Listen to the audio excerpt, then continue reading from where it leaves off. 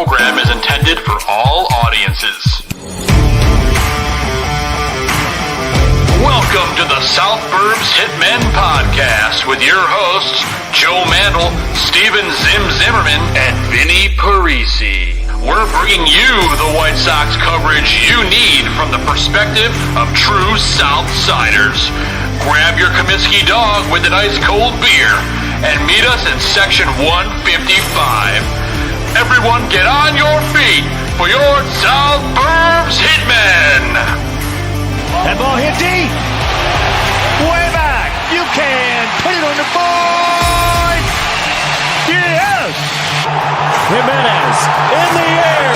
Left field. He's your hero tonight. Thanks, Cubs. Over the head of Jenks. Uribe charges throws. Out!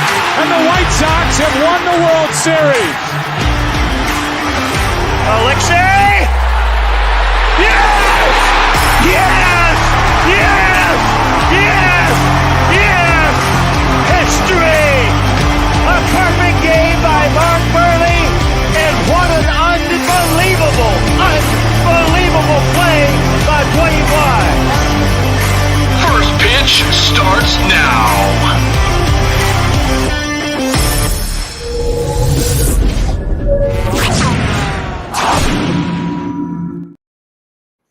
What is going on, everybody, and welcome to another fantastic edition of South Burbs Hitmen.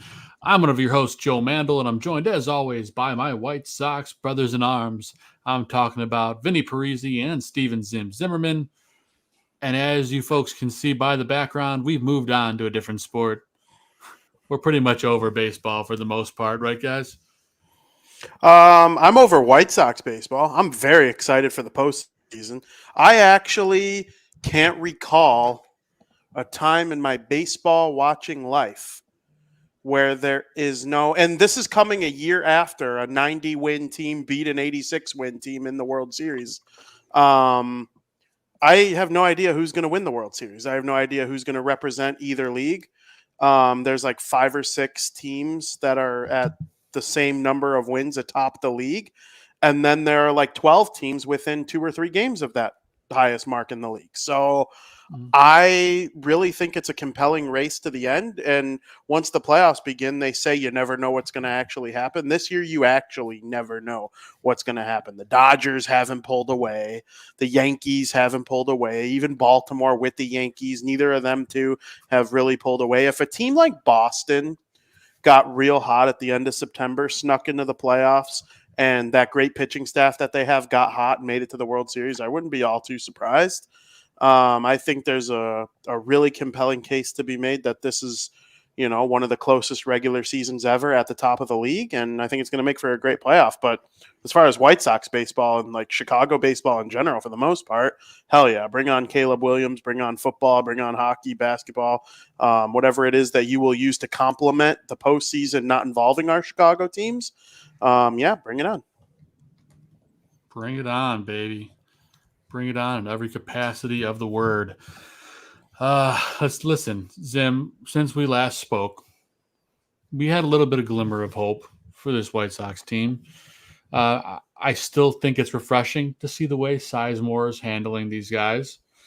It's kind of funny that I'm talking about this with football field in the background, but that's beside the point. That's part of the effect here, part of the joke. But Zim, I know that the play hasn't been there. The team is still, in their own unique position. But does anything changed in your mind about Sizemore over the last week? I mean, looks like he's not the guy. That's about all I can say. And I mean, that's not to bash him or anything. It's just that's the state this team is in. I don't know that anybody could be the guy the way that they're built right now, the way that they work right now. It's just, it's a unfortunate series of events that led to this whole thing. And it almost feels like what we've been saying for a while is now inevitable, that a sale is the only thing that's going to change this team. And it's not the sale that we thought was going to change this team 10 years ago with Chris. It's Jerry giving up the reins. I love it, man. It's funny. We're going to talk about a lot of stuff over the course of probably the next 45 minutes to an hour. But I can't imagine there's going to be too much White Sox talk. I do remember Zim did have earlier in the week a good guaranteed take that we'll probably get into way earlier than we usually would.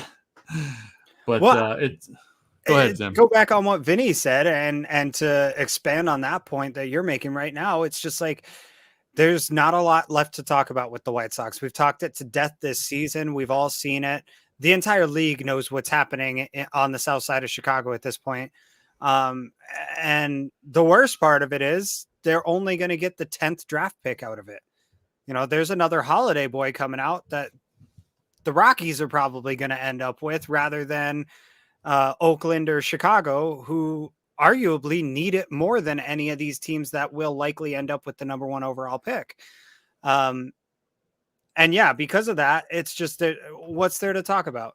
They didn't make any big post deadline moves. They didn't get competitive all of a sudden. They're officially eliminated, and the offseason is probably going to suck unless they do the unthinkable and go sign Juan Soto. Yeah, that's totally going to happen. Hey, I mean, the bankroll's empty enough that if they wanted to, like, there's no better time. They can literally write the guy a blank check. But you're muted, Vin. Sorry, Jerry can afford it if you believe what they write in like Forbes and stuff. Right. And like you kind of just do your own math on the revenue that the Chicago Bulls and the Chicago White Sox bring in revenue-wise, you know, the monster deal with NBC Sports Chicago that they have for the remainder of this season. And to be honest with you, the White Sox are probably going to come into a huge fortune with their next TV deal. Everybody acts like the White Sox are this poor team because their attendance is lame due to their 30-95 record. No, that's actually not the case. No team really probably benefit. I mean, a lot of teams benefit from TV deals more than ticket sales, but the White Sox probably do more than most teams in sports. And yeah, they're probably going to get a nice chunk of change from that. So yeah, they probably could afford, but why would Juan Soto want to come play for this dog pile? Well, that's it. The only hope. That's it. 100%. The only hope is that ownership does die and transfer into new hands. But what comes along with all that? Well, I mean, granted, Jerry Reinsdorf is just the majority owner, and he only owns like 20% of the team or something like that. But regardless, you know, it's a large ownership group. He has the controlling stake in it, and when he passes, that controlling stake will be up for grabs. Maybe one of the current board members overtakes him, and we just spiral even further because clearly they're only in it for the money. They haven't ousted Jerry yet. So, you know, that's the downside to all this is Jerry dies, and, you know, and it's morbid to talk about this guy's death so adamantly, so strongly, so often as we do. But on the flip side, as a fan, it's the only way that change is going to come. So it's almost the only thing to talk about when it comes to it. So I do understand the caveat with it. I do understand the morbidity of what we're saying here, but at the same time, from a business standpoint, it's the only way that the business is going to make a different move. And frankly, Jerry's given a lot to the city of Chicago. It's just time for him to stop giving that much. But where I was going with all that is ownership not only has to be okay with making that move, but then when the new ownership comes in, because you have to realize, or something that I'm sure Jerry has realized, and possibly this is why he's doing things the way that he is that he is going to have to vacate his shares sooner or later, whether it's by his choice or not. You know, at some point, this team is going to be owned by somebody else, and you have to make this a sellable product, not to the fan base, but to the person buying it, right? You have to put you have to be able to hand them the keys, and the keys you're handing them either need to be for a Ferrari where the cost is equivalent to the product you're getting, or it's got to be an A-frame Ford from 1926 where you're buying it for the chassis and the potential that it's got for what you can build it into, not for what it currently is. And it feels like that's the direction this team is going right now, where they're cleaning house. They're getting it to a point where the flipper's not the guy who's going to be interested. It's going to be the guy, for house terms, it's not the guy who's going to make a quick fix and toss it on to the next guy. It's the guy who sees the potential in the bones, in the roots, in the foundation, and builds upon it. And then you also have to worry about Michael Reinsdorf taking over. Now, that could go one of two ways. You might remember, I think it was 2007 when Mr. Wirtz passed away, and Rocky came up and took the job of his father, and he hired not Sean McDonough. What's his name? He came from the Cubs. It was something McDonough. I'm drawing a blank on his name. I feel so stupid. I want to name every other McDonough I know. Is it John? John McDonough. Right? John. Yes, it's John McDonough, because Jeff McDonough somewhere. Ryan McDonough's on the Lightning. There's a couple McDonoughs out there in sports, but John McDonough, he came over from the Cubs, and the Blackhawks didn't even have a person to answer the phone. He's like, well, where's the person to answer the phone? Where's the receptionist here? Oh, we don't have one, sir. Okay, we got to get that changed. Oh, you don't have a weight room? Like, what's going on here? What do you mean you don't have a weight room? And, even before that, when he was with the White Sox, he gets hired by the Cubs, and the Cubs don't have workout equipment at Wrigley Field. Like, what do you mean? Oh, it's all in Arizona. Well, what do you mean it's all in Arizona? You play here. Spring training isn't when you're done working out. Like, when you start the season, you don't just stop working out, you morons. That's why you haven't won the World Series in 100 years. All of a sudden, he comes on. They bring the state-of-the-art workout equipment to Wrigley and nearby in Chicago, and things turn around for that organization. I think the same thing needs to happen for the White Sox. I don't know if it's going to be, someone completely outside of the family, but they need some kind of luck where whatever happens with their next ownership, they bring in good baseball people that will come in and flip things around. Maybe because I think you make your own luck. You make it where you win the draft lottery and get Patrick Kane, or draft Jonathan Taves 3rd overall. Luck comes to those who work for it, and you make your own luck, as they say. And the White Sox need something like that to happen, and until they do, 30-95 is their destiny. Destiny. Eliminated Eliminated from postseason contention on August 19th. They could win every game for the rest of the season, and they would not be a wild card team as of now. Can't make this stuff up. And I want to thank all the Ballroom Network subscribers and folks that are tuning in. I know we have folks that sometimes aren't here. We're talking for the top end of the show. We're usually a White Sox baseball show, talking White Sox baseball. We're going to do that probably for 20 minutes on this show today, maybe 25, but the guaranteed take is outside of White Sox specific, sort of. We'll let Zim bring it back up in a little bit, and I mean a really little bit. I was going to say I'm ready to move into it whenever you're done with your soliloquy, Joe. That's where we're at, guys. It is a soliloquy, isn't it? It's like you guys aren't even here. I'm just looking into the camera, saying my bit about the White Sox and how trashy they are. Hey, for all the ladies watching, I'm hearing rustlings on the Twitter sphere that Grady Sizemore is like some sort of stud. I don't know. Oh, they think he's handsome. I think he's handsome. He's a handsome man. I tell you one thing, I'm not a guy that looks at other guys that way, but I will say Grady Sizemore with a beard is much better than clean-shaven Grady Sizemore. That's all I got to say about it. Sounds like you're a guy that looks at guys like that. I am. You son of a bitch. I am. I'll throw a compliment where there's a compliment due. Grady Sizemore's handsome. I get why the ladies are into him.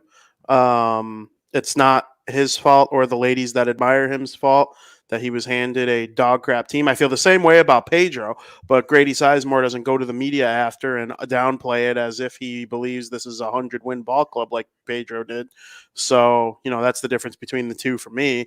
But But yeah, he's in an impossible situation. I wouldn't care if he were hired on for next year and maybe a developmental year or two, but they're not winning the World Series with him or whoever they hire next. It's probably at minimum 2 managers from now before they even think about sniffing the postseason. Sniff, sniff. Oh, here we go. We got a question here. It's nice that we got a question. Bill Brown, appreciate the question. Thanks for tuning in on Facebook. What's going to happen next year with the TV announcing crew? That is a fantastic question. It is. I have been told. Go ahead, Zim. Sorry. Well, I'll give you my gut feeling and let Vinny tell you what he's actually been told.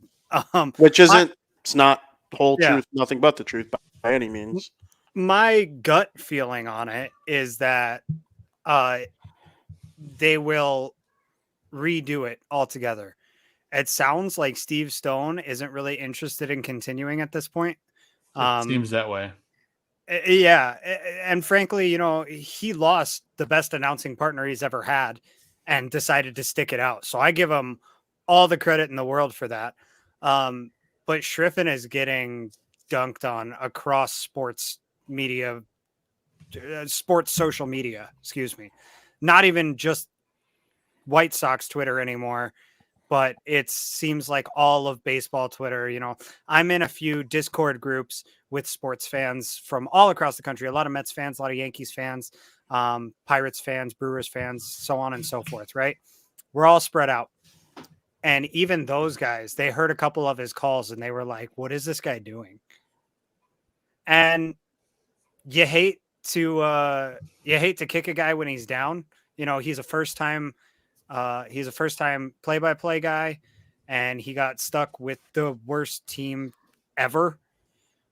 And it just doesn't seem to be working out. So my gut feeling is that we will have an entirely new announcing crew next year. So I'm going to warm up my vocal cords. I'm going to do what I can, and I'm going to see if maybe I can't find myself on the South Side next year.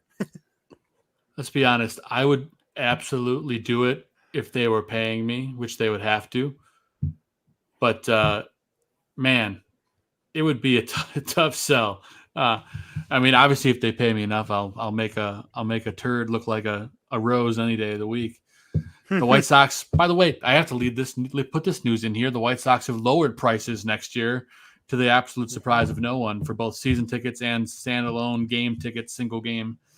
They kind of had to do that in order to get anyone out to the ballpark. That's the least surprising story that I saw all week. So, what do you say, guys? We dive out of basic White Sox talk and we go into a segment that Zim came up with earlier this week. Do you want to introduce it before I play the segment thing, or Zim, or should I just jump right into it? Basically, just like last week, our guaranteed take is not White Sox related. It is in a roundabout way, but from this point forward in the season, now that the Sox are eliminated, I feel it's safe to announce to the audience that this will likely not be a very White Sox-centric show.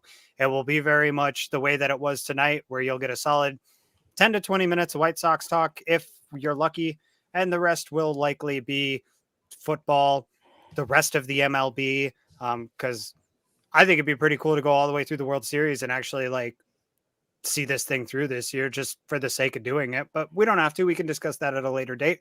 Regardless, football, the rest of the MLB, sports media, pop culture, all of that I think is clearly on the table, much like it was last year. But instead of just devolving into absurdity like we did last year, I feel it's safe to make a clear line in the sand right here that we are now stepping across. So this week's guaranteed take encompasses all of baseball in a rule proposal that is coming into play next year. So, Joe, take it away with our guaranteed take, and I will feed it to you guys.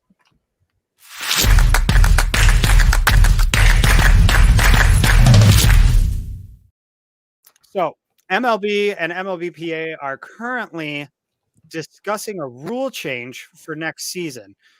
There's been a lot of rule changes recently with things like pitch clock, things like the batter timeout rule, the larger bases. Well, the newest one that they're discussing for next season is a minimum inning rule for pitchers. So we've already got it for relievers now, where they are required to face either 3 batters or until the end of the inning. The new proposal for starting pitchers would be a 6-inning minimum. So your starting pitcher would be required to be on the mound for 6 innings unless he suffers an injury during that start. How do you guys feel about this? Do you think it would go through? And do you think it's even a good idea? I think it's a horrible idea. I'm curious what Vinny has to say about it, but listen, you see this day and age of guys and their arms turning into butter noodles. You got guys on pitch counts, which I totally get to a certain extent. I mean, do I want every single week? And by the way, can you repeat the rule one more time? It was 6 innings or 5? 6 innings minimum. So you'd have to Yeah. pitch through into. I said a 6 innings, so that'd be 1, 2, 3, 4, 5, and 6. Yeah, It just it turns these guys. It makes violent motions. It takes the whole thing. It affects the game. That rule affects the game way more than anyone's ever going to admit, because guys are going to change the way they throw. They're going to change their approach at the plate. They are going to. I mean, some people are going to argue that it's going to preserve the arms because they're not going to throw as hard the whole time. But like, I don't see it, man. I think it's going to destroy these guys' careers even faster. I think it makes a manager's life hell. And let's be honest, the ERAs in this game of baseball are going to rise. I strongly believe that. Vinny, tell me your thoughts. I think if that were to go through, Major League Baseball would be doomed. I wholeheartedly consider, and listen, everybody's entitled to their own opinion. I'm not here to fart on anyone who may disagree with me. I think it's the stupidest idea I've ever heard in my entire life, and I'll tell you why. It will turn every pitcher into a thrower. There would be no such thing as guys going up there looking to gas anyone up or use their wicked, nasty shit to get people out. Guys, I mean, you only need 5 innings to earn a victory or a loss in today's rules. To force them to go 6, I mean, would anybody in a starting rotation ever throw 100 ever again? Like, I just don't think it's possible at all. You would have to go up there and pitch for contact. Does baseball want every game to be 10-7 or 10-8, 10-9? I guess that, because that's probably what would happen if they force this, because by the time guys got to 6 innings, and if I'm a batter and this becomes a rule, I'm going up there and swinging at nothing, or I'm purposely falling off 10 pitches in a row, getting their pitch count up and forcing them to get to the 6th inning where they can't throw. They have to throw like a meatball 70 miles an hour right down Broadway and smoke it to Pluto. I think it's just a bona fide horrible idea. If that were to ever come to Major League Baseball, it wouldn't be that fun of a sport anymore, because what is fun about baseball is watching the mental warfare that takes place between a batter and a pitcher. Is a batter smart enough to lay off a 3-2 slider that barely misses the zone? Is a pitcher like Jacob deGrom going to make $300 million because he's able to paint a corner when it's 3-2 and get a guy to, look swinging and or swing it out of his jock strap on a curveball or a slider out of the zone that looked like a strike for 55 out of the 60 feet that it traveled? It's to me, it's asking for injury. It's asking for 20 to 15 games. It would obviously put an emphasis on bullpens. It would put an emphasis on offense, which I know the league wants. Every league wants more offense. In hockey, everything's faster. Everything's, getting, they want goals on goals on goals. In football, they're doing everything they can to make the offense, have an advantage over a defense. Every rule favors the offense. In basketball, they added a 3-point line to create more offense. Even in baseball, Carl Yastrzemski won the batting title one year with a batting average, and they lowered the mound. Well, now we're going to probably set an all-time low for batting average in a season, and they're talking about this stuff again. There are other ways to go about creating more offense. So I love offense. One of the most beautiful things in sports is a baseball flying into the night sky for a home run. I mean, and then watching the guy run the bases. But if that were to become a thing, the 6 inning thing, I think it would be a truly, truly terrible idea. That's two out of the three of us think it's terrible. Where does Zim fall on it? I mean, I think it's a horrible idea, but just to play devil's advocate, because I had a feeling you guys were gonna, both be against it. Look at the positive sides of it, right? I know they're few and far between, but looking at it from a competition standpoint, as Vinny was saying, it would increase the offense in games, right?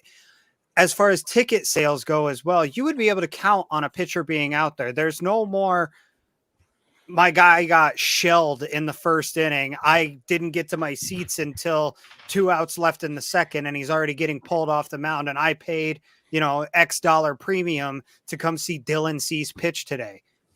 What the hell? So from a fan's perspective, like, you get your money's worth a little more. You're going to get these higher scoring games most likely. And on the other hand, when a guy does have those really good, especially great gem sort of performances, you're going to cook through these games. Mark Burley is not going to be a novelty anymore. He's going to be a trendsetter in the sense that these guys are going to get rolling through these 6 innings and they'll get there. In addition to that, it's going to cause pitchers to become more strategic and managers to be more strategic as well, in the sense of, if you're having a bad inning, you don't get to just toss the rock and say, like, hey, it's not my shit today. Like, I don't have it. It's no, you're out there, bud. You're on an island. You got to figure this out. I mean, maybe the rule could have some kind of, some sort of caveat in it where the starting pitcher doesn't have to stay on the mound, but he does have to stay in the game. So all of a sudden you've got your left fielder pitching, you're starting to make some defensive substitutions in order to get things a little more creative. And I think, as PZ in the chat said, you have to expand rosters for that to work safely. Sure. You're going to now have less relievers because you won't need those middle inning guys. You don't need a middle relief pitcher. You don't need a guy to cover the 4th, 5th, 6th inning anymore. You only need 7, 8, and 9 covered. Well, you can probably cover 7, 8, and 9 7 days a week with 4 guys, 5 guys. Well, that completely changes the makeup of your bullpen. You can now run 10 starters and 5 relievers rather than vice versa. You have a bigger rotation. You have more arms for the opponents to stack up and try to face. And you have more time for recovery for these guys between days, so that when you are worried about injury, you have time for them to cool off. You have time for them to go on a simulated game and see how their arm's holding up, to go take that extra time and get it evaluated, or maybe wait an extra day or two before giving them an injury designation. Even you're not required to make these decisions so quickly and so abruptly. And yeah, it's probably going to cause some guys to have shorter careers, but the smart players will start doing what Greg Maddux did. They're going to start thinking. They're going to start using their stuff rather than just trying to pump 103 miles an hour past you. So like I say, I'm with you guys. I think it's a terrible idea, but I can see the other side of the argument. And that's all I'm trying to point out with all that, is that there are 2 legitimate sides to the argument. It's just one of them is a little more of a reach than the other, because it's not the way it's been. At the end of the day, they are changing the way that a game has been played for the last 150 years. And that's where you're going to have a hard time selling somebody no matter what. You make good points. It's like All saying valid points, we're man. going to use aluminum bats now, Well, then someone would probably die. Somebody would definitely die. Well, and you could think about too how this would change contracts. Yeah, absolutely. That rule would change a lot. I mean, starting pitchers would make significantly more. I mean, they already do, but they would. If you have to go out there and pitch 6 innings, you're going to demand a certain amount of money for your future's well-being. Sure, we might not see 10-year, $300 million contracts anymore for pitchers, But would we see 2-year, $120 million contracts? These guys would get more in a shorter period of time. Very fair. That's Valid. All valid points.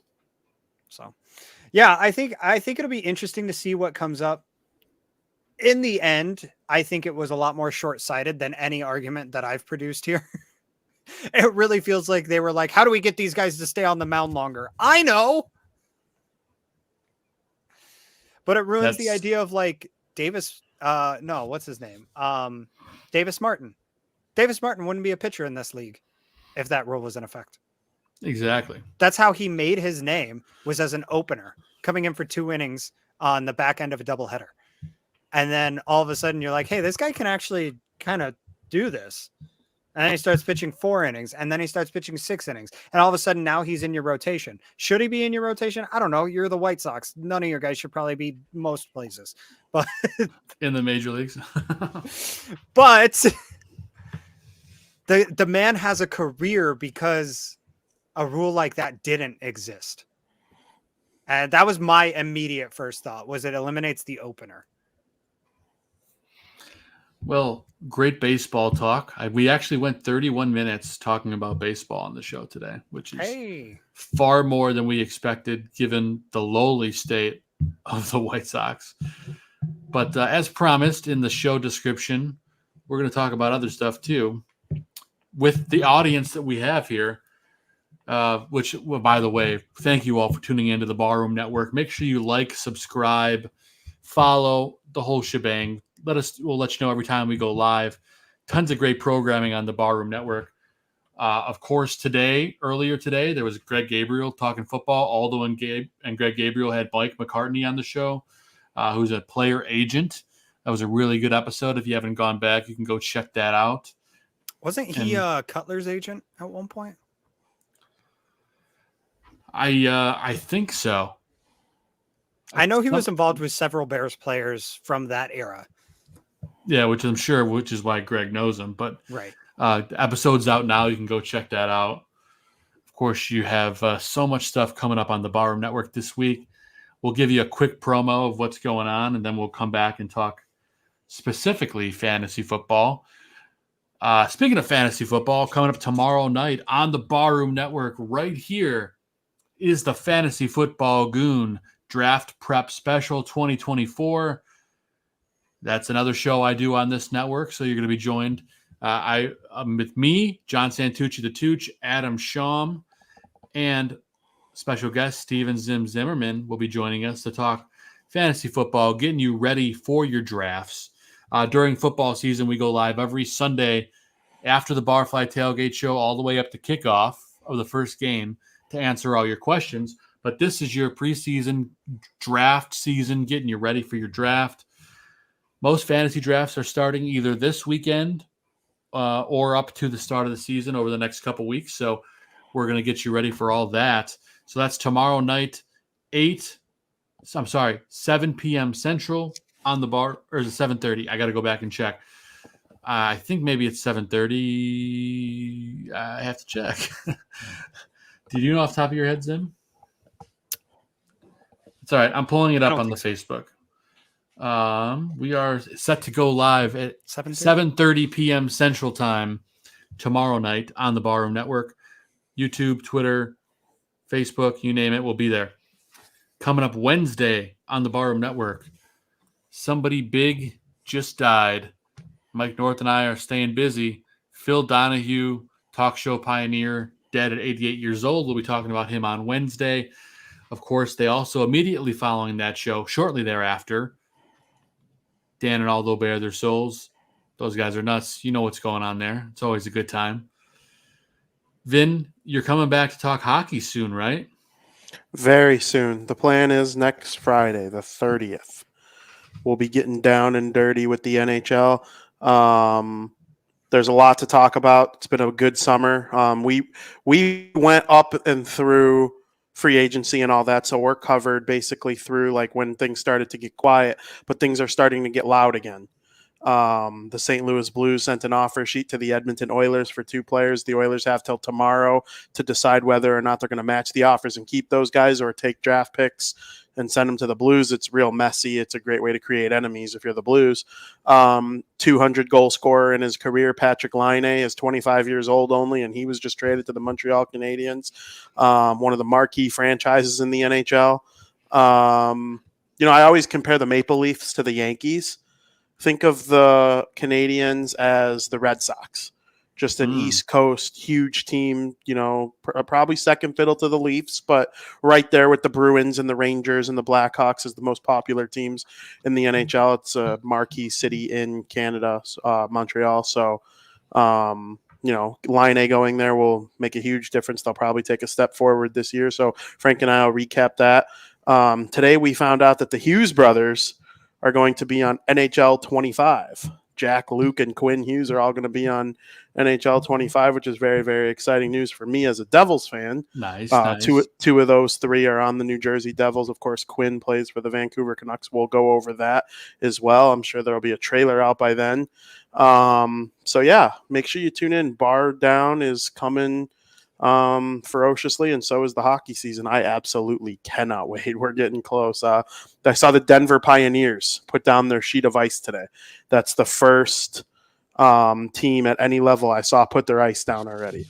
They're obviously the college hockey defending national champions. Once a pro team puts their ice down, though, is when I'll start to really feel that tingly feeling inside. That's when it gets real. Yeah, even a college team getting their ice down, though, I'm excited about it. I'm truly looking forward to it. So, yeah, make sure you tune in. That tingly feeling is just your natural reaction to your fiance. Yes, absolutely. I had to fit that in there, Yes, absolutely. You are correct. For those of you who don't know, Vinny's recently engaged, so congrats, Vinny. Yes, it'll be a month tomorrow. Isn't that crazy? That is crazy. It actually is. Time flies. I feel like it just happened. Yeah. Yep. Yeah. Goes by fast. Recently engaged, and he's like, actually, it was a month ago. You doofus.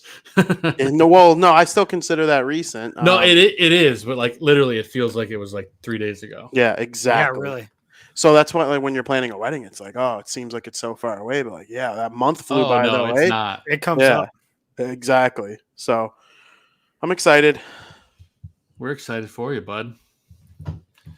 Also, we're excited. A terrible segue, but also we're really excited for Friday night on the Barroom Network.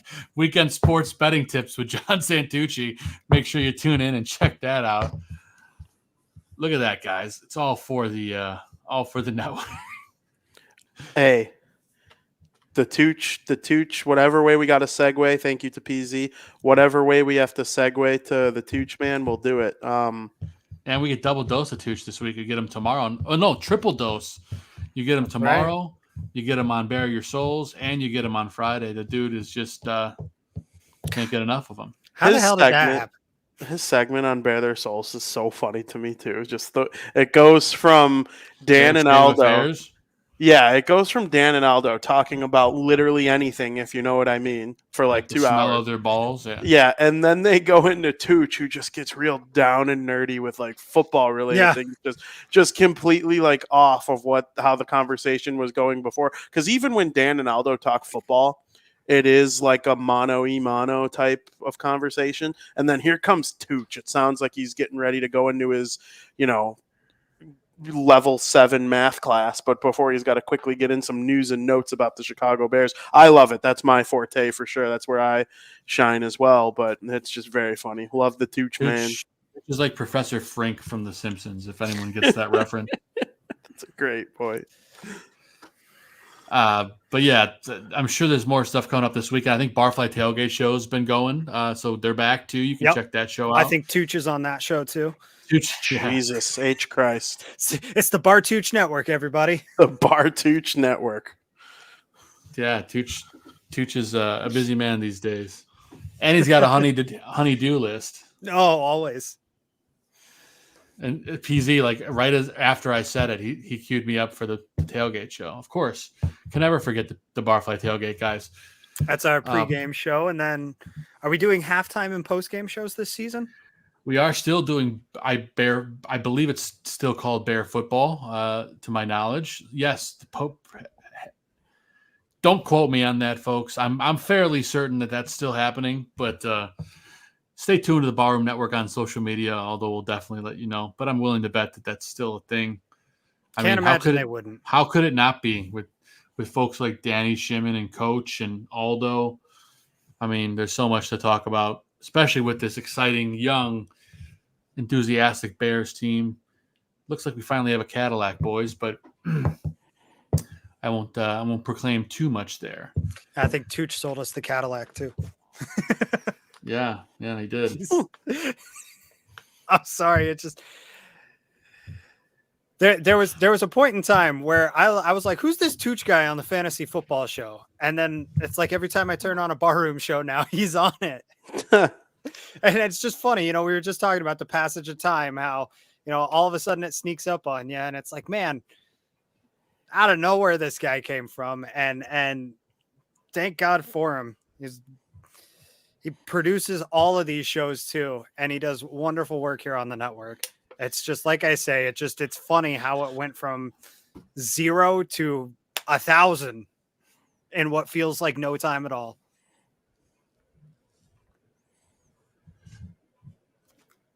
You there, Joe?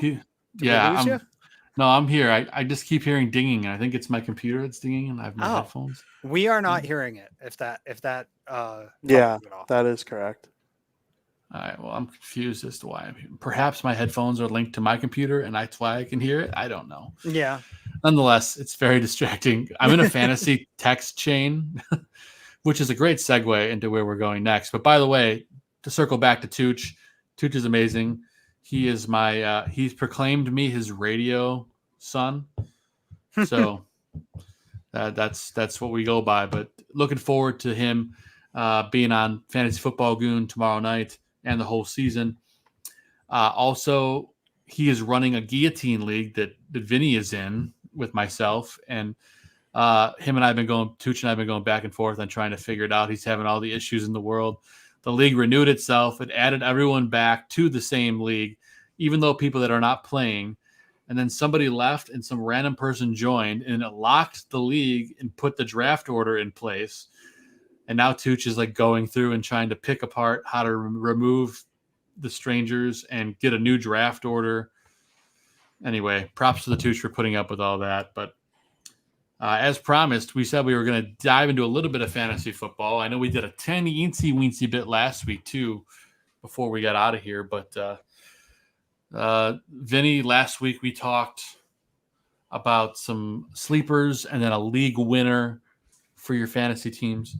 Who is it? And I'm totally putting you on the spot right now. And okay. Zim, you could think about your answer here, too. But who's a guy that you think is just going to completely fall off the map this year when it comes to fantasy production? A name that somebody might draft too early, or someone that you just think is due for regression? Wow. I know it's a big question. That's why I was trying to say the question really slowly to give you some time to think about it without putting you on. By the way, this is not rehearsed, folks. This is literally all on the spot. No, I mean, we all know enough about football where we could come up with a decent answer. That's a really good one. A player who was, I'm assuming you mean a player who was great in fantasy in the past, and now I'm expecting them to kind of have a down year. I have one, actually. I have a feeling that people are going to think I'm crazy because maybe I'm dead ass wrong. Maybe I'm so wrong. It wouldn't shock me if Travis Kelce isn't one of the 5 top tight ends this season in fantasy football. And do I think Patrick Mahomes is going to target him in the red zone like nobody's business and he's going to have his cake and eat it too? Yeah, I do. But is he the type of tight end anymore that I'm considering late first round, early second round anymore? No, I'm not necessarily sure that that's the case. I think you could probably find more value in a Mark Andrews or a Kittle, or, maybe you can win a fantasy football league by finding Cole Kmet late in the draft or Evan Engram in the middle of the draft, something like that. If you're You forgot one big tight end name that people are forgetting about. Big tight end name that people are forgetting about. I said Andrews. Obviously, you got is Kyle Pitts who you were thinking of?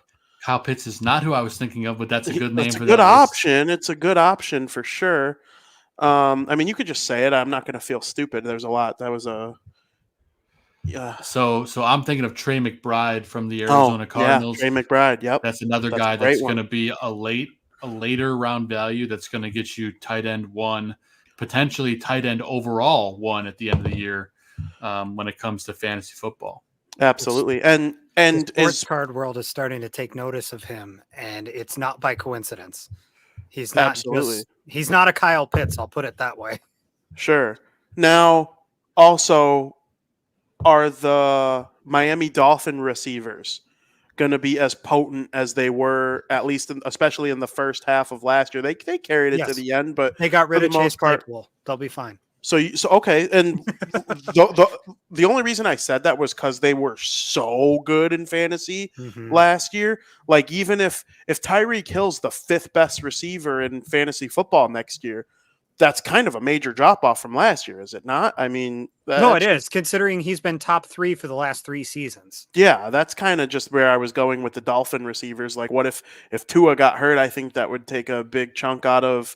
I'm not a Tua hater or a Tua guy by any means, but I'm far from a Tua hater. I think they can win with him in the NFL, especially with the weapons that they have for him. Pisses me off that he throws lefty just because it's not as optically pleasing as a right-handed quarterback. But, Michael Vick was a left-handed quarterback. So just watch all of his games in mirror mode. That's true. Looks gorgeous. He's got a great throwing motion, honestly. 100%. It's flawless. It's part of the reason he was the 5th overall pick and so good at Alabama. Like, he's just an incredible thrower of the football, even though because he's a lefty and that's not what our eyes are used to.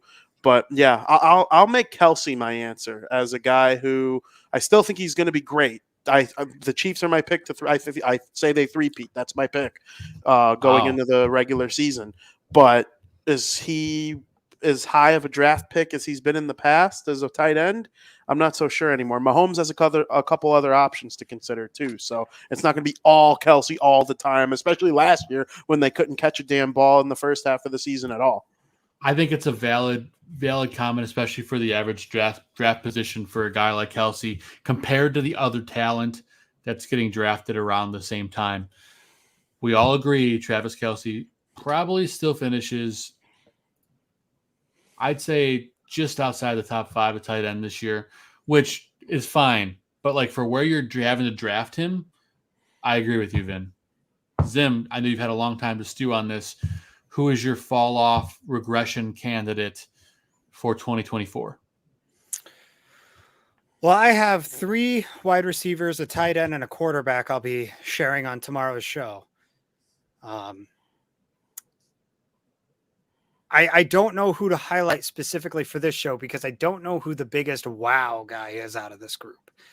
I do think that three or 4 of my 5 are going to make people question for sure the way that I'm looking at this. So I'm going to go, I don't know, quarterback, wide receiver, or tight end. Pick one. Quarterback, because I wonder if you have somebody who I'm thinking of too. I have Jalen Hurts as my fall-off candidate for this season. It's a bit of a wow for a lot of people, but Jason Kelce retired. We talked about Travis Kelce. Well, Jason Kelce is his brother and was just as important on the team that they beat in the Super Bowl. So with him not there, I don't know that they can run the tush push. With Saquon Barkley there, I do know that they can hand the ball off at the 1-yard line and score every time. So that's where I think a lot of that fall off is going to happen. It's not necessarily that he's going to play worse. It's not necessarily that he's going to be worse. It's not even that. I mean, he could honestly be better this year. It's just purely based on the fact that he had like something stupid like 12 rushing touchdowns last year. Those just aren't going to be there this year, in my opinion. That makes total sense. You're not poo-pooing him as a player at all. You can Not win even a Super little Bowl. bit. You could win a Super Bowl with Jalen Hurts as your quarterback. They came You this should close have once won a already. Super Bowl with Jalen Exactly. Hurts as your quarterback. Exactly. And he was amazing at Alabama. He was amazing at Oklahoma. This is a dude, okay? And he's come to the NFL and lived up to all the hype. But you're right, though. The tush push isn't going to be what it was without Jason Kelce. Unless they drafted maybe it will. all-world center and we don't know it. Right. Maybe it will. You're right. But early signs To me, point to you being right. To me, Kelce made the play work. Kelce made it happen. He is a Hall of Fame center and probably one of the few that we'll see in our lifetimes. You are forgetting another reason why they're not going to be doing the tush push. Is it banned? I don't know. No. They've been talking about it, but no. If they ban it, that would be dumber than the 6-inning rule. It's not banned. But another reason they will not be doing it as frequently or at all is because they have a guy that they're going to use like a bell cow, and that's Saquon Barkley now. Right. I mean, and I mentioned that. I completely agree with you. He's on my list of bounce back players for this year.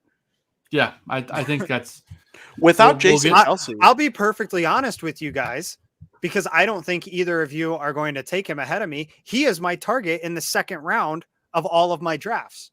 Barkley is Saquon Barkley. Yeah, 100%. If he falls into the second round, he is my number one target in the second round. Did they give Barkley money? Did they give Barkley money because they know using the tush push that often without Kelce it's risking Jalen Hurts' health too?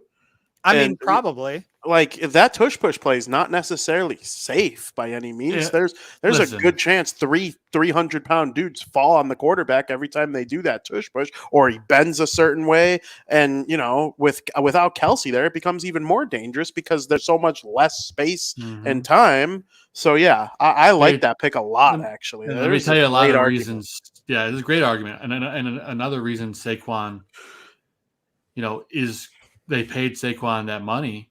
They don't want to put Hurts into that position over and over again to get Hurts, no pun intended, well, sort of intended. And also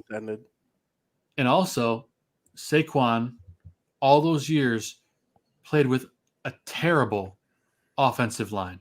This is the best offensive line that Saquon Barkley has ever and likely will ever have. Yeah, I mean, even though they're losing Kelce, it's still a sick offensive line. I mean, don't they still have what's his name, Lane Johnson? Mm-hmm. It's a couple Hall of Famers there on the Eagles' offensive line. So, yeah, they're going to be a fun team. I know they were so good last year in the beginning of the year, and then they kind of tailed off a little bit.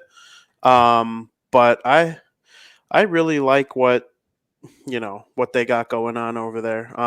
Lane Johnson, Cam Jurgens, Landon Dickerson. These are all pro guys, and even a tight end like Dallas Goedert can help the running game, I think. Mm-hmm. So and he has.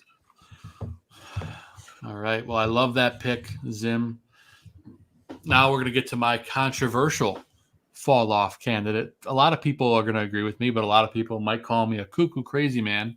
Ryan Reynolds. Wolverine and Deadpool just didn't hold up to standards. I get it. He's falling off. This is Skip Bayless saying The Dark Knight wasn't that good of a movie just because he didn't find Maggie Gyllenhaal attractive enough to play Rachel.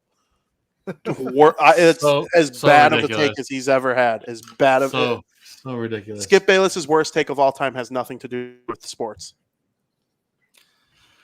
All right, well, let me get into my take. Fall off candidate, regression, a guy I think is being drafted too high, and a guy that I am avoiding in all leagues. Drum roll, please. Stephon Diggs of the Houston Texans is a fall off candidate for me. There's too much wide receiver talent there. They're going to spread the ball around. I just don't see. Let me guess. Oh, Zim has him on his list too, doesn't he? I don't know if that came into focus for you or not. I'm trying not to spoil my whole list. The incorrect spelling came into focus just for the camera. Yes. It was fantastic. But no, listen. Is it with an F? I always thought it was a PH. I believe it's Stefon, I believe. I think so, yeah. But nonetheless, this is a guy that, don't get me wrong, the talent is there. That Texans team is loaded at wide receiver. I just don't see a world where with the season Tank Dell had last year that he's not their There's top dude. one ball. There's one ball. And they've got Diggs. They have a new running back too. And Collins. Yep, that's where I was going. They've got Diggs, they've got Collins, they've got Pierce, they've got Mechie, who everybody forgets about deep down on that depth chart. They've got Mixon, right? Mixon. And Stroud can run. Yeah, and you didn't say He Dell. doesn't a lot, I know you but he mean it, can. but yeah. Oh, I forget Dell. I'm sorry, but that's 7 dudes who are weapons with the ball in their hand. I completely agree with you, Joe. Me and Zim said it last week when you asked us the opposite of this question, and give me a guy who is You a both said sleeper, Tank and I'm Dell, like, right? I don't know if Tank Dell's a sleeper, but if you go on ESPN and NFL.com, he's listed as wide receiver 3 behind Nico Collins and Stephon Diggs, and I'm like, hell No way. Tank No Dell way. is their He's WR1. wide receiver 1. Absolutely, He I would and take Stroud Tank were Dell. something else last year when he was Absolutely. healthy. They were on fire together. They've got that it chemistry, you know, that Yeah. it seems Couldn't agree with like you more. that it seems like Williams and Odunze are kind of developing together. That just like it sort of thing where he says like go there and like the dude never doesn't go there again. You know what I mean? Like, Yeah. And you brought up the Bears. We got to remind people you could watch our show, and then by the time we're done tomorrow, hard enough. maybe HBO will have the show up on streaming by the time we're done with our show. Really? Yeah, pray. But Okay. I think that's been some good conversation right there. I love this. I just want to circle back real quick because we've already I feel like my guy wasn't controversial enough with Jalen Hurts. So I want to throw one out there and bounce it off you guys and see what you think. Okay. Is he on the Bears? He's on the Bears. I don't know what you're gonna Wide say. receiver 3, Keenan Allen. Yeah. I feel like Keenan Allen's due for some regression this year. And it's because he won't be the guy anymore. Hear me out on this. Yeah, no, I'm absolutely all ears on this. Great for the Bears early. Odunze slowly but surely starts Right. to get more more targets as the season goes along. So Well, if Allen has 5 receptions for 110 yards and 2 touchdowns in week 1, people are going to go, well, Tim, I thought you said that Keenan Allen was going to have a drop-off year. But by week 10, those 2 touchdowns that Keenan Allen had in week 1 might be 2 of the 5 he has up to that point. right. Like, it wouldn't shock me at all if that's how it goes at all. He's just one of the older veterans on the team that That's it. My line of thought is just that DJ Moore is the established guy in the room, right? So he's going to be wide receiver 1 pretty 100%. much no matter what. Rome Odunze and Caleb Williams have been talking since November. Yeah. They were in the They Pac-12 together. Yeah. They were hoping they'd be teammates way back then. They worked out together through the winter. The foresight on them. They're there was- buddies. Like they're tight. Keenan Allen's the new guy in the room. Yeah. And what a hell of a wide receiver 3 to have. 'Cause Yes. in my brain, he's wide receiver 3 all day long. I'm with you. I could be proven totally wrong on this. Excuse me. But he's slower than the other two. He's more of a possession guy, whereas the other two can do yard after catch. He's Mr. Englewood 77. Great question in the chat. Who has a better 2024 season, Keenan Allen or Darnell Mooney? Well, if Joe's prediction is correct, it will be Darnell Mooney. And I'm inclined to agree. I think it's close.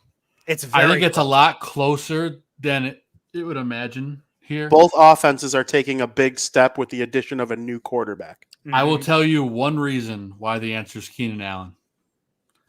I think Keenan Allen has more touchdowns. Totally. Keenan Allen is a legitimate red zone threat, which you can't say about a lot of wide receivers. Listen, this is going to be a controversial statement given the team, the status of the Bears and their wide receivers. I think they all have fantasy value.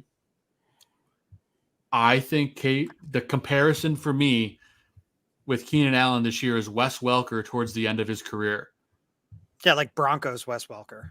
Broncos Wes Welker running a slant, getting open in the middle of the field, breaking away, and scoring. I think he's going to have a solid year. And I think the argument for the regression is accurate. But Keenan Allen's average draft position has fallen because of where he is. That's fair. And where his draft position is now, you're still going to get what you want out of him where you're going to draft him. So while he's regressing from what he was last year, not the clear number one guy anymore, but because of that trade, his average draft position's way down. You're going to get good value for him probably in the 6th round, 7th round, maybe. Yeah. And for me, that's Keenan Allen in the past is probably a 2nd rounder. So he's fallen 5 rounds. So for what you're getting him for, I'd sign up for it all day. Yeah, he has absolutely been a fair counterpoint. Yeah. He has been drafted that high in the past. And I do think when you're evaluating a player individually, not fantasy, you don't have to look at his teammates all the time. It's like, can the guy catch? Can the guy run routes? Can he do this? Can he do that? Is he fast? Can he get open in the red zone? Like whatever. In fantasy, I think your teammates matter a little bit. So if we're discussing fantasy, I'm like, okay, right now, I think it's fair to say Bijan Robinson is a better running back than DeAndre Swift. Cole Kmet and Kyle Pitts, probably about even on the tight end side of things. Not even a little bit. You think Cole Kmet is better? Kyle Pitts out of the water. Okay. What does Kyle Pitts have? 900 career receiving yards in 3 seasons? Yeah, that doesn't matter anymore. No, it absolutely matters. His quarterback has been decimated. His abilities, we haven't seen improve at all since he's been drafted. That's true. You effectively have a 4th-year rookie in Kyle Pitts. That's very fair. If he doesn't succeed with Kirk Cousins, then it's a non-argument. Look, he could prove me completely wrong and blow the top off of it. But as far as proven commodities go, as far as knowing what you're getting when you draft a player, Cole Kmet is a much higher upside, a much better player than Kyle Pitts. Kyle Pitts, you are 100% taking on projection. That's fair. Yes. And he hasn't had a quarterback like Kirk Cousins, even in college when Kyle Trask was his quarterback. Yes. No, you're absolutely right. We'll see what happens there. But then you look at the receivers and it's like, well, Darnell Mooney's probably is he considered WR1? I don't even. He's WR2 behind Drake London. Drake London, yeah. London made Desmond Ridder look like a starting quarterback. Yeah. Okay. I think that's enough to say about him. Darnell Mooney is a former 1,000-yard receiver. Yes. I think that's enough to say about him. 100%. Like, these little two guys tease are good offense. 1 and 2. They're cooking with a decent offense over there. Little tease for tomorrow. I'll be talking a lot about Drake London on tomorrow's show. This is Hotlanta 2.0 for sure. This is Matty Ice's Atlanta Falcons reborn in 2024. As far as I'm concerned, I mean, Kirk Cousins and Matt Ryan to me are like almost identical players too. They're going to put up all the numbers in the world and not do a damn thing with them. That's funny. Yeah, I mean, that's going to be a fun team to watch. I know the Buccaneers kind of were a little better than people expected last year, and they'll probably be roughly the same this year. But I think Atlanta could win the division. Yeah, I think that's a legitimate projection. Well, sure as hell ain't going to be the freaking Panthers, and I don't think the Saints have it either. I don't know. Bryce Young supposedly is turning things around a little bit. That's what I'm hearing too. I hope so. Being a number 1 pick is hard. Mingo looks good. Xavier Legette looks legit. I got to tell you guys, I'm really, really high on all of the rookie wide receivers. I talked about it last week, and I'm going to talk about it more tomorrow. But Xavier Legette is going to add another dimension to the Panthers. And they still have Adam Thielen. You want to talk about a late career Wes Welker kind of guy. That's exactly who Adam Thielen is now. Yeah. Just drags across the middle all day long. Yeah, I'm looking forward to it. So much fantasy football coming upon us. I'm debating if I go one more round of another thing or if we get out of here. How do you guys feel? Or do you want to move on to something else? Whatever you got. I got the rest of my night blocked off for you guys. I'm here. Oh, that's sexy. All right, we'll do one more round preview for tomorrow. I'll put you guys in the spot. I'll do Zim first since he was able to do a little bit of preparation for tomorrow's show, and that gives Zinny. That's two people together. I would call you Zinny. Two can be as bad as one. I'll give Vinny a second to think, and I'll let Zim tee things off here. But I'm gonna get a guy for you guys who is a must draft for you. Like, it doesn't have to be like someone in the first round, like something clearly obvious, but who's a guy for you that is a must draft because they're going to have a bomb season in the best way possible? Zim, I know you're going to talk about this tomorrow, but give me one name off your list. Yeah. Sorry, it threw me for a loop for a second because Vinny is drinking Red Bull at 9 p.m. And that just okay. Okay. That guy clearly has things to do tonight. Apparently. I do. I'm gonna go with the no duh answer, and it's Christian McCaffrey.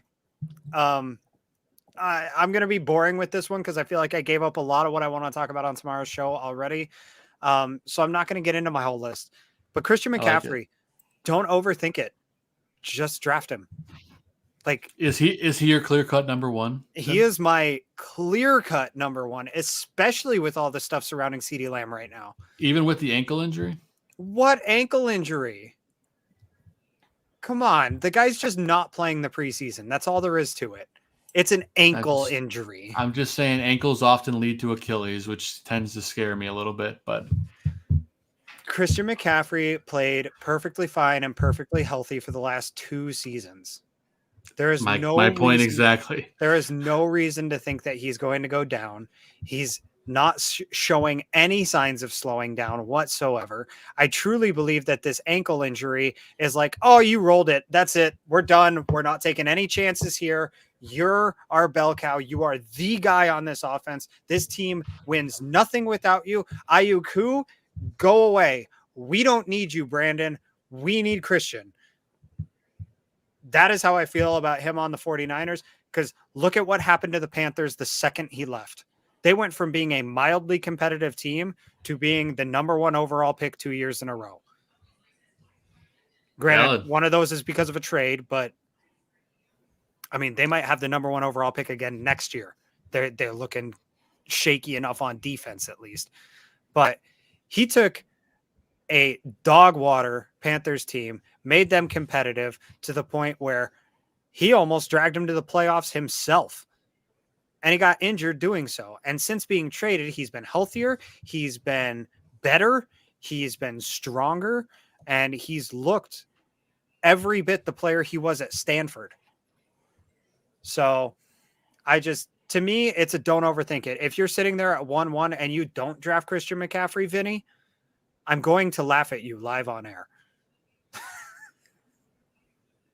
I thought you wanted me to leave him for you. I do want you to leave him for me because I think he is that much better than everybody else on the board.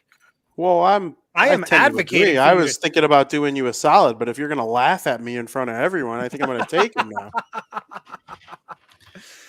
It's not really that. It's more so that, like I say, he is that clear cut head and shoulders better than everybody else when it comes to fantasy football. That's fair. And frankly, I wouldn't be surprised to see him returning kicks this year again. With this new dynamic kickoff rule, there is a much lower chance of him getting injured. And that was his bread and butter at Stanford. He had something like 6 return touchdowns at Stanford, I want to say. There's no chance he returns kicks in my opinion. I think they would have to be desperate to do it. Absolutely. But I don't think it's off the table. You're right. It could certainly happen once or twice this year. I mean, I think there's a chance that mid-season, this dynamic kickoff rule isn't going the way that anybody expected it to, and coaches just start doing insane shit on these kickoffs. I think it's going to be fun. I do. I like when everybody was laughing about Justin Fields being the returner. I was like, why wouldn't you? Like, actually, though, why wouldn't you? As long as he can field the ball, like, I don't see any heightened chance of injury for him. Put your most dynamic player out there. Taysom Hills is going to be out there for sure. Oh, well, sure. Yeah. If you had Michael Vick on your team, wouldn't you at least think about it? Like you probably wouldn't do it. That would cross your mind for sure. But you'd go, huh? Valid, great conversation, Zim. Anyway, I appreciate that. You guys know me. I'll babble about everything. For your must draft. Vinny, have you had a chance to get yours? Or do you want me to go? No, I can go before you do. I think one player that I want to have in at least one of my leagues. There's a little personal bias here, and I think that was kind of the point of you asking this, right? Just somebody you want to have on your team. Yeah, someone you must draft. I want to have Burrow as my quarterback in at least one of my leagues. And I know there's an injury risk. He's kind of the Christian McCaffrey of quarterbacks, where like if he stays healthy, you can argue he's the best. Besides maybe Mahomes, but he's got great weaponry. He's been to the Super Bowl. He's really the only quarterback in the AFC that's given Patrick Mahomes a fit here and there. He's beaten him too, but I think it would just be nice if Joe Burrow can stay healthy. I think he is one of those top flight quarterbacks, and I have personal bias towards him. I got to watch him play in person. It was the best. I hope I get Joe Burrow in at least one league. I wouldn't mind pairing him with Jamar Chase. I also think having Garrett Wilson in a league would be pretty fun. Well, he gets a season of Rodgers finally, in theory. Yeah. If Rodgers doesn't hurt himself in week 1, thanks to Leonard Floyd for the second year in a row, because he's playing against Leonard Floyd on Monday Night Football in week 1 for the second year in a row.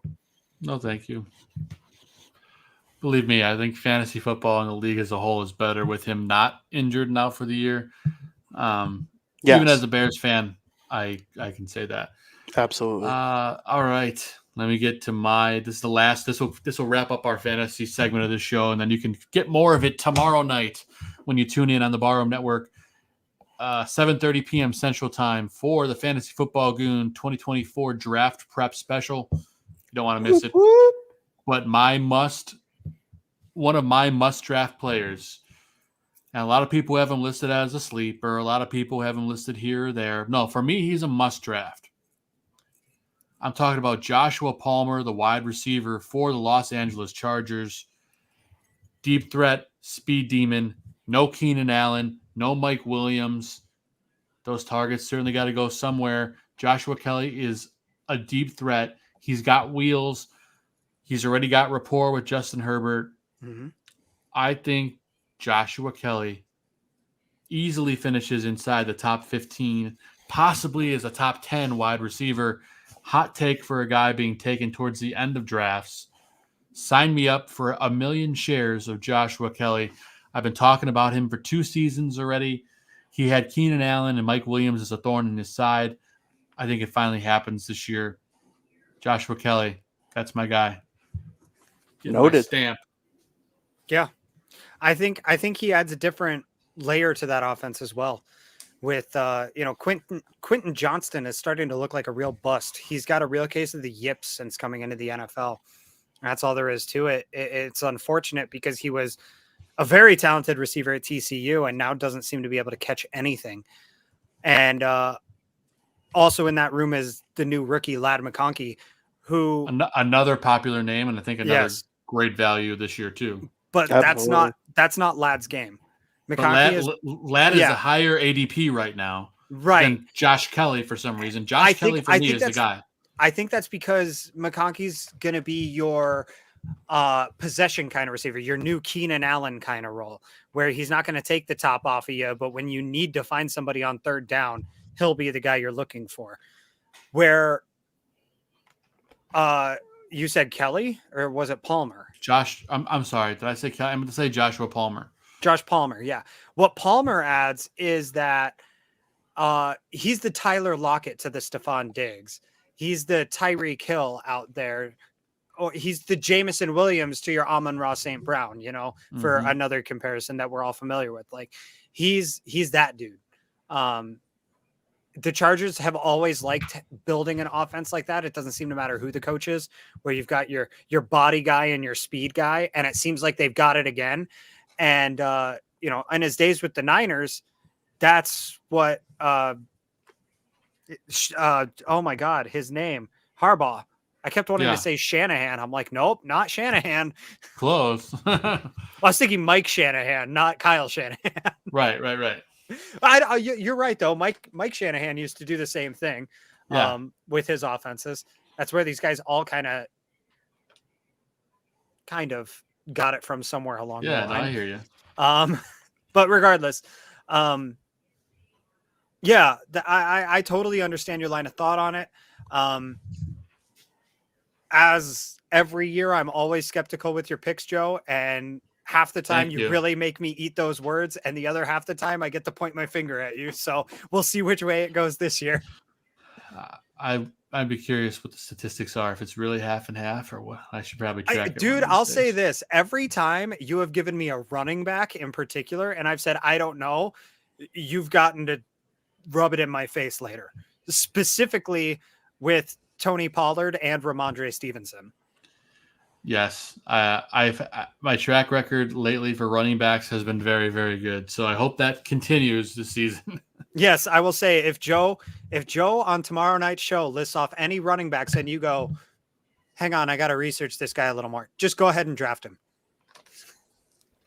Well, my must draft running back, which I'm not going to say right now. I don't know if anyone's going to question the pick, but anyway, stay tuned. We'll call it a teaser for tomorrow. So we got to talk a little bit of fantasy, reminding everyone fantasy football. I like game. it. I like it. Yeah. Fantasy I football considered game. it as well. Yeah. Oh yeah, Zim's looking at the shared note. I'm like, how did you know that? But oh yeah, duh. Fantasy football. I'm gonna go ahead and stop cutting you off now. You go ahead and do the exit. I was just trying to promote the show for tomorrow. Fantasy football. Sorry, games. I don't mean to keep cutting you off. You go ahead. How about you promote the show for tomorrow? How about that? All right. Well, since I'm going to keep cutting off Joe and he's going to do the gentlemanly thing and let me be the child here. Tomorrow night, 7:30, right here on the Barroom Network. Me, Joe, Tooch, and Adam Sham, our resident fantasy football crew. We're going to be doing our draft preview show to prepare for all of our upcoming fantasy drafts. It is the season for fantasy drafts, whether it's guillotine, whether it's PPR or standard rules, whether it's auction Dynasty or snake draft. Feel free to come by. Ask us your questions. We'll give you all the opinions you didn't ask for along with the ones you do. Love it. Great promo, Zim. Fantastic. And then we, of course, every year we do the Barroom Fantasy Draft. That's also aired here on the network. You can watch us make our live draft choices and tune in and make fun of us if you want. That's coming up, not this upcoming weekend, but the following weekend, Saturday, August 31st. And that's at 8 p.m. Central. The broadcast will probably go live a little bit before that, but you can tune in. All three of us are going to be on that. Well, I'm not sure if we're all going to be live on air if we can make it, but I know I will be. And then we'll see what about the rest, but that's going to be fun. It'll go all night too. I mean, I don't mean all night, but probably expect us to be live for 3-ish hours. Yeah. At least a couple hours. Yeah. And sometimes we draft fast. It's a 12-man league, so it might take a little longer. Last year, it took a little bit. We went from a 10-man to a 12-man last year. It definitely took a little bit more time. So, but it's fun. It's kind of chaotic, and you get to see a lot of barroom personalities that you don't always get to see, which is also fun. You get Aaron Current. You get myself, Ross Reed, Zim, Adam Sham, Aldo. Gaines, the Gaines Report. You get to see Frankie Mueller. You get to see RKB, Ryan Kirkland Billings, Vincenzo. You get Lauro Golden, and you get the Tooch. So bring it. It's going to be fun. Gents, before we put a bow on this show, we can go around if there's anything, any pop culture things you want to touch on briefly before we get out of here. Anything that comes top of mind? Well, I know you guys are Star Wars fans, and I am into sports card collecting. And just recently, Topps dropped their Star Wars Chrome cards Oh yeah, with autographs from the actors who play certain characters in the Star That's Wars cool. universe. Some of those cards are really, really cool. They have some parallels that are written in one of the Star Wars languages. I don't know what it's called. I'm sorry. Arabesh. Yeah. So they're really cool if you're into that kind of collecting. Like, I think for the novelty, at least, it would be fun to open a few packs, but they're a little expensive. But at the same time, you have a chance to get a card that says Luke Skywalker signed by Mark Hamill. And Nice. wouldn't that be kind of cool? So That's pretty cool. I love that, man. I believe Hayden Christensen signed for Darth Vader, though. So That's I mean, who should. Either way, I mean, he actually played the character. I mean, James Earl Jones just did the voice, which by all means is the most iconic voice probably in all of cinema. But either autograph, I don't know, Darth Vader is fine with me. Yeah. So anyway, that was just something that I happened across this weekend that I thought was pretty cool that you guys would probably get a kick out of, and kind of our two worlds colliding a little bit there. So That is very cool. Yeah, and you queued me up for my pop culture thing, which I didn't even think you were going to queue me up for. But just before we went live in, I don't know if you saw this or not, but The Acolyte has been canceled after one season on Disney Plus. I get the hate. There was a lot not to like. There was certainly bits and pieces of it to like. But I sure hope it still means we get Darth Plagueis at some point. I think it will. They'd be foolish to just abandon that after all this time. And that one little ball tickle that we got. That's exactly what it was. I mean, that's really the only way I know it's kind of R-rated, but that's like literally the only way I can accurately describe what that was. Love it, man. But yeah, they got canceled. So on to bigger and bigger things. Although they did do a little preview at D23 of the Mandalorian and Grogu. I don't know if you got to catch any of that. Looks pretty good. Absolutely. I can't wait for that so bad. You have no idea. Yes. Well, Vinny, you got anything pop culture wise? Otherwise, we can go get into shout outs. I just want one word answer from either of you. It's not pop culture. It's a question that popped in my head. Yeah, let's do it. If Caleb Williams' first career touchdown pass is to Rome Odunze, who keeps the football? They cut it in half. Okay. Honestly, though, I was wondering about that. I don't know. I have a take. It should go to Odunze. He caught the ball. He scored the touchdown. He is the touchdown scorer. Caleb gets the ball then for his second career touchdown pass or the first time he is the touchdown scorer, as he was in the preseason game running it in for 7 yards. The first touchdown pass will not go to Rome Odunze, so it won't be a problem. Yeah, it's going to be DJ Moore. Oh, okay. It could be DeAndre Swift too. I'd say it's either Swift or DJ Moore. I wouldn't be at all surprised if just like they're just like sputtering and faltering through the first quarter. It's like, 4 minutes left in the first quarter and the Bears have like 1 first down on the day and 3 drives. And they throw a little screen pass to DeAndre Swift just to try to get something going. And he just houses it. That'd be sick. It's like a 74-yard, piss missile. It would be so Bears, wouldn't it? And then just like the top comes off, after that. But just like we're all like stressing for that first, 10 minutes of gameplay, half hour of actual time. Like we're just sitting there like, oh God, we did it again. We did it again. I just love that this week Tyreek Hill compared him to Mahomes, which always makes me tingle inside. Oh, I know. There's this clip going around right now of Bryce Young making the same throw in an NFL game last year that Williams made, the turnaround to Odunze that he made. And it's like, this is not the same throw. Not even a little bit. Bryce Young is throwing to a wide open receiver and he throws a line drive ball. Whereas like Williams, he gets that arc under it. He gets that air.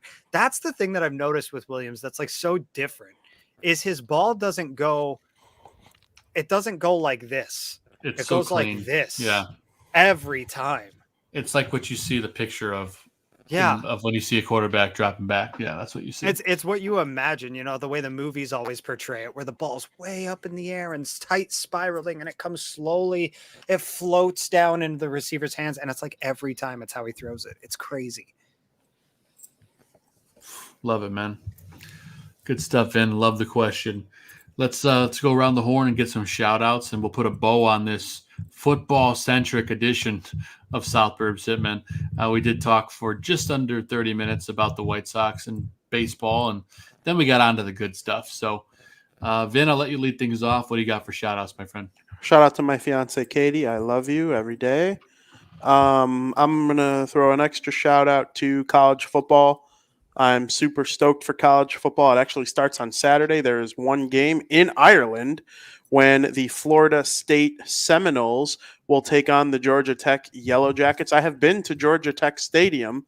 Very cool seeing that stadium. NIU beat them, which was very, very fun. But Florida State and Georgia Tech is going to take each other on in Ireland this weekend, Saturday, 11 a.m. Central Time. Very excited. It's a football game that counts, and I will be watching it because I'm super stoked.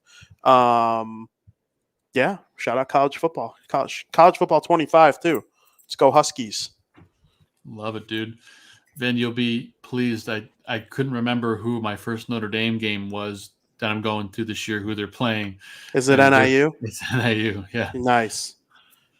I was planning on going. We were going to get a bus and all that, but I think we're going to keep it local and do a house tailgate and watch it as more of a party setting. I have season tickets, so we'll be at all the other games. So I think it just makes sense to end up doing it this way. But yeah, big season ahead.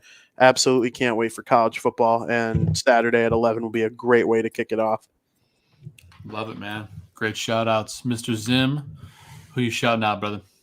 Yeah, just a big shout out to you guys, all the friends and family that make week after week feel awesome. Life is good, and there's something to be said for that every time. Absolutely. So, 100%. No, you started talking college football, Vin. You got me thinking maybe I should go see this Dylan Raiola kid play. It's supposed to be pretty good. So yeah, absolutely. That's about all I got this week, guys. I'm gonna be boring, but why Beautiful. bother making it more difficult than it needs to be? Love it, man. Appreciate it. Appreciate the shout out. I'll start things off. I'll shout you guys out. Love doing this with you every week and talking ball in any capacity, even if it is about the lifeless White Sox. Beautiful shout out to my beautiful wife, Catherine, carrying our next edition. Very excited to welcome right around Christmas time, due date on Christmas, but we'll see what happens. We're excited to see. Shout out to my beautiful daughter, Audrey, 2.5, and just a firecracker. So funny, so cute. Just literally melts my heart every day. My Great Dane Maverick, just a big goofball. Love him to death. Want to shout out the chat room, everyone that was in here. We got some new names. I know around football season, we get a lot of new names that tune in, so appreciate you. Remember to tune in all year. We'll be talking White Sox baseball through the end of the season. There's fantasy talk. There's tons of Bears content on this network. You don't want to miss any of it. Subscribe, like, follow, you name it. Check us out. Shout out to Aldo Gandia, the man who runs the show behind the scenes. Not the show, the network. Just shout out to him. Love Aldo. Lets us do this every week, and he's the best. And shout out to my buddy Mike North. Mike and BB North. We get to do Somebody Big Just Died.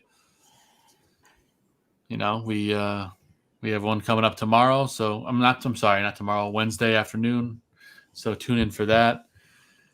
And anyone that's watching this show, I love you guys.